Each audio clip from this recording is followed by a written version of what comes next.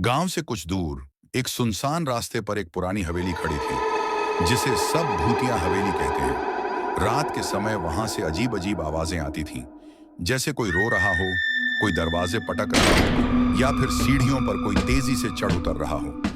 गांव वालों ने उस हवेली को अभिशप्त मान लिया था और वहां जाना सख्त मना था।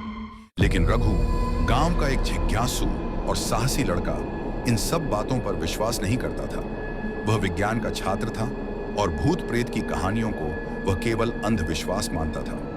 एक दिन वह तय करता है कि वह रात में उस हवेली में जाकर रहस्य का पता लगाएगा। अगली रात चांदनी से उजला आसमान और सूनी हवाएं रघु का स्वागत करती हैं। टॉर्च और कैमरा लेकर वह हवेली के भीतर दाखिल होता है। फर्श पर धूल की मोटी परत थी, दीवारें जर्जर हो चुकी थीं और खिड़कियां हिलती थीं, मानो कुछ कहना चाहती हूं। जैसे ही वह मुख्य हॉल में पहुंचा, अचानक दरवाजा अपने आप बंद हो गया। रघु का दिल जरूर जोर से धड़क रहा था, पर उसने हिम्मत नहीं हारी। तभी उसे ऊपर की मंजिल से किसी के रोने की आवाज आई।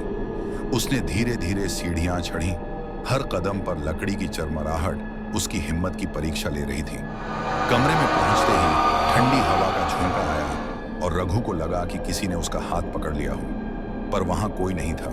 तभी एक धुंधली परछाई दिखाई दी, एक औरत की सफेद साड़ी में। वह लगातार रोए जा रही थी।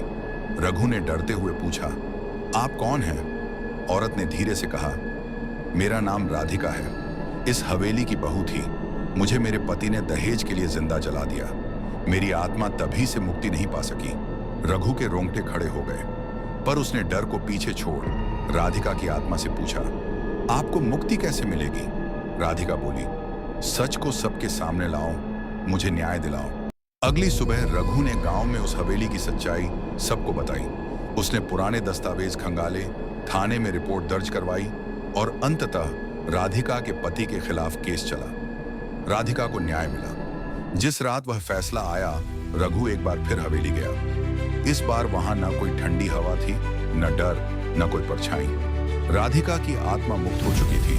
हवेली अब शांत थी। उस दिन से भूतिया हवेली का नाम बदलकर राधिका स्मृति भवन रख दिया गया, जहां लोग अब न डरने जाते हैं, बल्कि सीखने की न्याय और साहस हमेशा डर से बड़ा होता।